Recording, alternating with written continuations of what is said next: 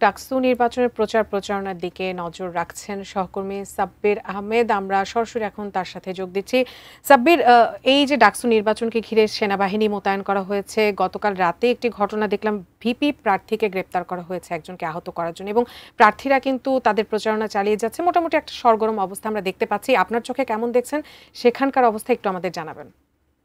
ধন্যবাদ উজমা। আপনি জানেন যে ইতিমধ্যে ডাকসু নির্বাচনের যে চূড়ান্ত প্রার্থী তালিকা, সেই প্রার্থী তালিকা প্রকাশ করা হয়েছে এবং গতকাল থেকে আনুষ্ঠানিকভাবে ডাকসু নির্বাচনকে কেন্দ্র করে যেই প্রচার প্রচারণা, সেই প্রচার প্রচারণাও শুরু হয়ে গেছে এবং এই প্রচার প্রচারণাকে কেন্দ্র করে এই মুহূর্তে জমজমাট হয়ে উঠেছে ঢাকা বিশ্ববিদ্যালয় ক্যাম্পাস এবং ঢাকা বিশ্ববিদ্যালয়ের এই কেন্দ্রীয় ছাত্র সংসদ এবং পাশাপাশি হল সংসদ যে নির্বাচন, এই নির্বাচনে যারা প্রার্থী হয়েছেন তারা এখন প্রত্যেক শিক্ষার্থীদের দাঁড়ে দাঁড়ে যাচ্ছেন এবং তারা শিক্ষার্থীদের জন্য আসলে কি করতে চান, কি ধরনের ব্যবস্থা তারা নিতে চান, সেই বিষয়গুলো তারা তুলে ধরছেন এবং শিক্ষার্থীদের কাছে তাদের ভোট প্রার্থনা করছেন।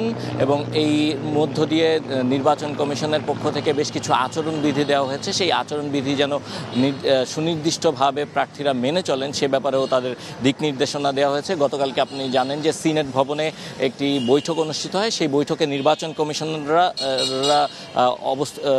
অবস্থান করেছেন এবং তারা যারা প্রার্থী রয়েছেন সেই প্রার্থীদেরকে বিস্তারিত তুলে ধরেছেন নির্বাচনী আচরণবিধি কি এবং কোনটি করা যাবে, কোনটি করা যাবে না, এবং হলে কি করা যাবে এবং হলের বাইরে কি করা যাবে সেই বিষয়ে স্পষ্ট ধারণা তারা দিয়েছেন। এবং এখনো পর্যন্ত যেটি বলা হয়েছে যে 3 স্তরের নিরাপত্তা বলয় তৈরি করা হবে আগামী 9 সেপ্টেম্বর যে নির্বাচন অনুষ্ঠিত হবে এই নির্বাচনকে কেন্দ্র করে। এবং আপনারা জানেন যে স্ট্রাইকিং ফোর্স হিসেবে সেনাবাহিনী মোতায়েন থাকবে গুরুত্বপূর্ণ 7টি পয়েন্টে। একটি বিষয় একটু জানিয়ে রাখতে চাই, আপনারা জানেন যে গতকাল রাতে একটি অনাকাঙ্ক্ষিত ঘটনা ঘটেছে। ভিপি প্রার্থী জালাল, যিনি জ্বালাময়ী জালাল হিসেবে পরিচিত, তিনি একজনকে স্টেপ করেছেন, তার যে রুমমেট ছিল সেই রুমমেটকে স্টেপ করেছেন এবং এর পরবর্তীতে তিনি নিজেও আহত হয়েছেন।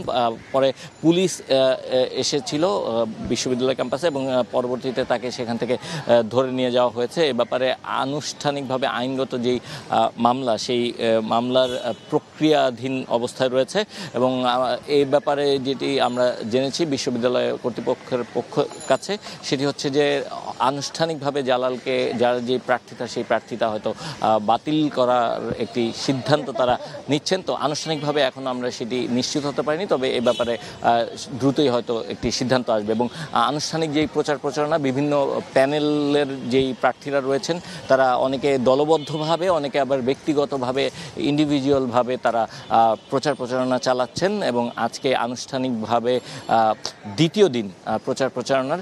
এবং এই প্রচার প্রচারণা শিক্ষার্থীরা নির্বাচনের 9 সেপ্টেম্বর যে নির্বাচন, সেই নির্বাচনের আগ পর্যন্ত করতে পারবে এবং কিছু বিধি নিষেধ রয়েছে, সেই বিধি নিষেধগুলো মেনে তারাই প্রচার প্রচারণা চালাতে পারবেন। তো এই ছিল এই মুহূর্তে ঢাকা বিশ্ববিদ্যালয় ক্যাম্পাসের যেই ডাকসু নির্বাচন এবং হল সংসদ নির্বাচন, সেই নির্বাচনের ব্যাপারে সবশেষ।